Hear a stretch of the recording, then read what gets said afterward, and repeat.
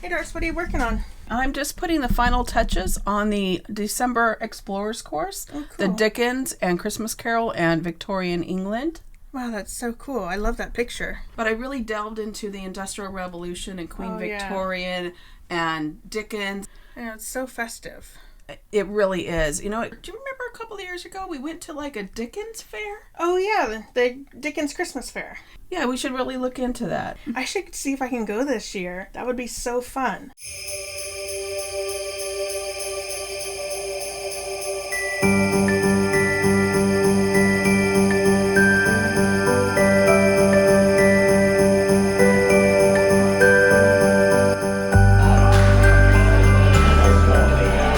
So we're here outside the Cow Palace in Daly City in San Francisco, and we are in line to go into the Great Dickens Fair. And today we're here with our friend Kirk, who does a lot of stuff with poetry. He has his own website and podcast, and so we'll put links to those in the description below.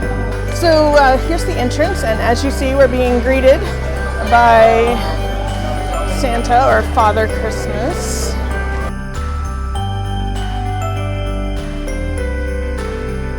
But you can try on hats. Maybe a hat. I might buy a hat if it's not too crazy. Ladies and gentlemen, step right in, don't be shy. Thank you. Happy Christmas to you. Do you want to get a paper? Yes. Yeah. Can I have one? Thank you, sir. So we have our schedule, so now we know what we're going to do today. All right.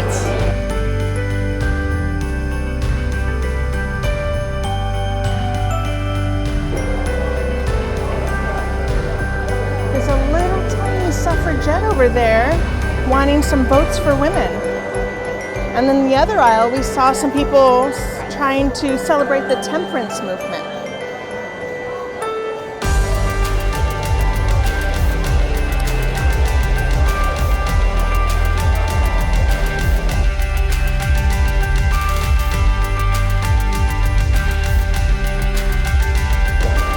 So we're in the bonnet shop here at the Dickens Fair, and look at these wonderful hats.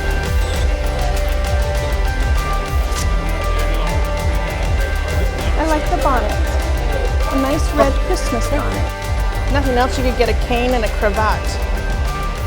I like the tall one. It's cool. I would never. Oh, that's big. It's too big. Oh my gosh, it's Mr. Darcy's white shirt.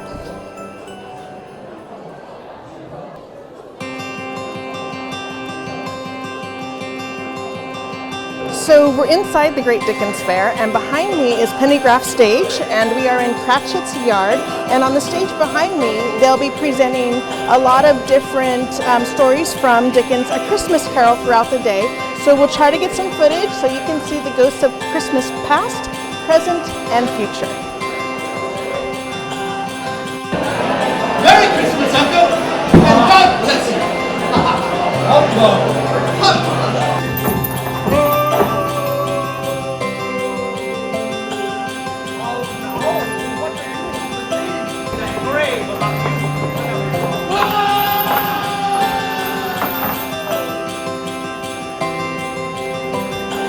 It's the ghost of Christmas present. Happy Christmas.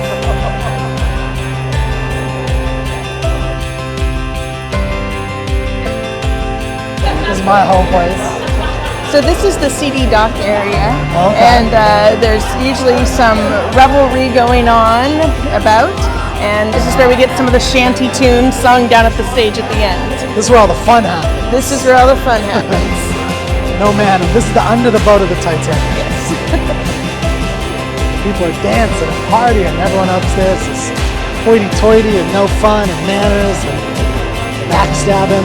Which is why you also have the coppers here. Coppers, but it's not really doing much. Nope. It's just relaxing.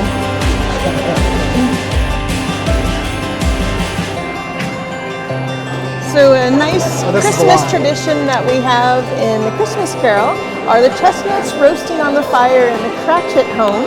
And here we see them roasting on the fire.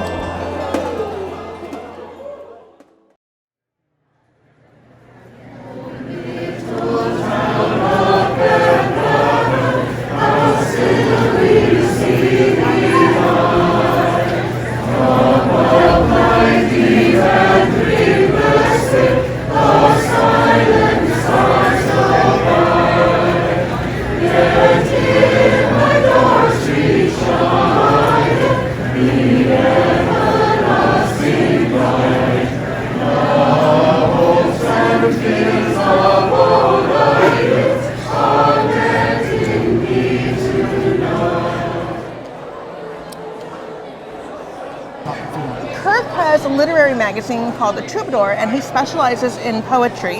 And so he is going to read us one of William Blake's poems, and this is from the late 18th century, so a little before Dickens, but definitely would have had an influence. When I think the poem hopefully leads into an understanding of London that Dickens is writing about, right? Definitely. Very short poem, 4 stanzas, called London. I wander through each chartered street, near where the chartered Thames does flow, and mark in every face I meet marks of weakness, marks of woe. In every cry of every man, in every infant's cry of fear, in every voice, in every band, the mind-forged manacles I hear. How the chimney sweepers cry, every blackening church appalls, and the hapless soldier's sigh runs in blood down palace walls.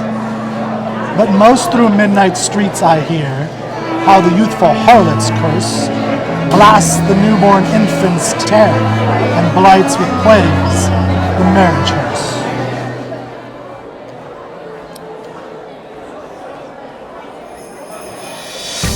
So we're here at the Adventurers Club, and at 12:45 we have Oscar Wilde, and at 1:15 Edgar Allan Poe is going to be here, so we're going to get regaled by some great authors.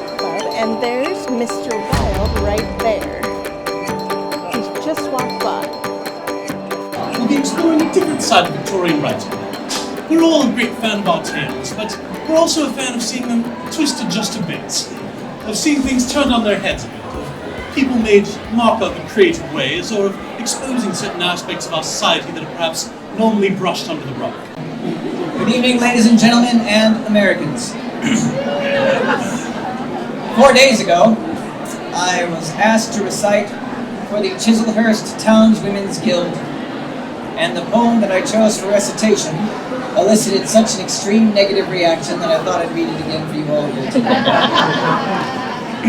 Of the bells, bells, bells, bells, bells, bells, bells, the rhyming and the chiming of the bells. American publishers tend to pay by the word. The ringing became more distinct. It continued and became more distinct and gained definitiveness until at length I found that the noise was not within my ears. A sound as a watch makes when enveloped in cotton. I gasped for breath, and yet the officers heard it not. They knew! They were making a mockery of my horror! This I thought, and this I think, but anything was better than this agony! Anything was more tolerable than this derision! I could bear those hypocritical smiles no longer! I felt that I must scream or die! And now again, hark! Louder! Louder! Louder! Villains! I shrieked! I admit the deed! Dissemble no more! Tear up the plague! Here! Here! It is the beating of his hideous heart!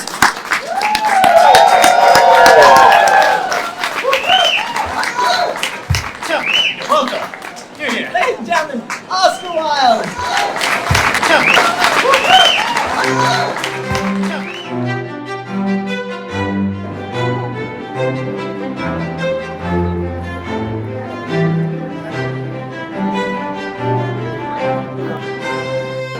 So we're looking for the Queen Victoria Parade, so let's go find it.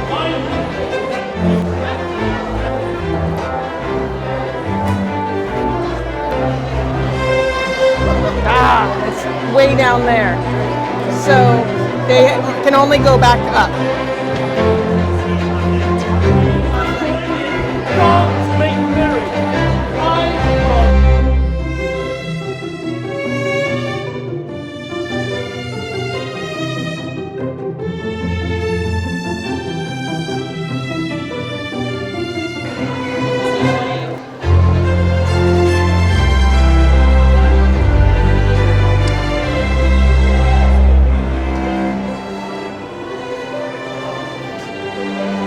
The Queen is down here.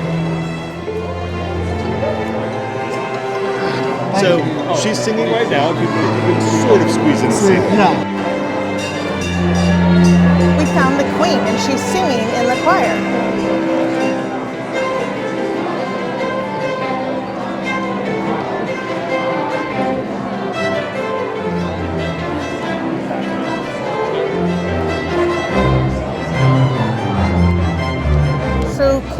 Victoria is about ready to come down in her procession. What do you know about Victoria? I only know, I think she was inaugurated around the time Dickens was born. Is this correct? Yes. Like around the same Yeah, she reigned year. for a long time.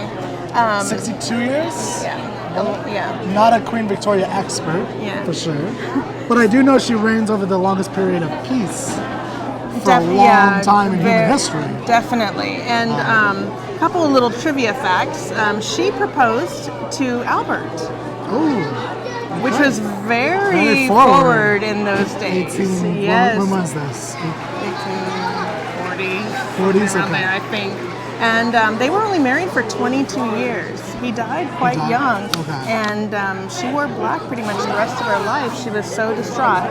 And also the tradition up until that point was to wear black or red or a color on your wedding day.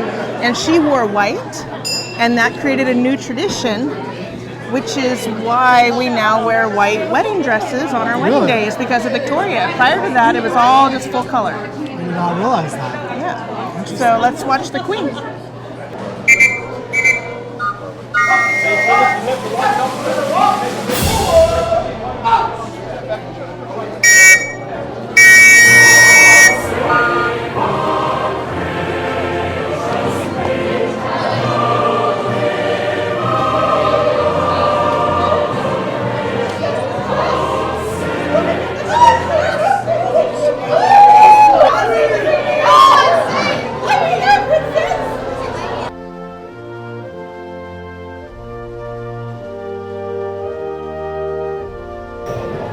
Byron and Wordsworth.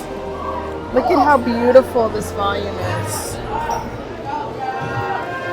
Who's that? Wordsworth, That's my boy. That's my favorite. popular poets. This is absolutely beautiful.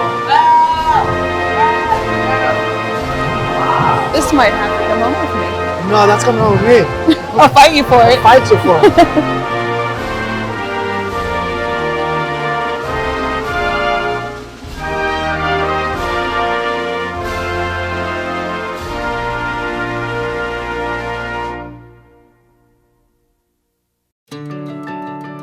So we're wrapping up our day at the Great Dickens Fair. What did you think of your first time It's here? awesome. I'm not gonna leave.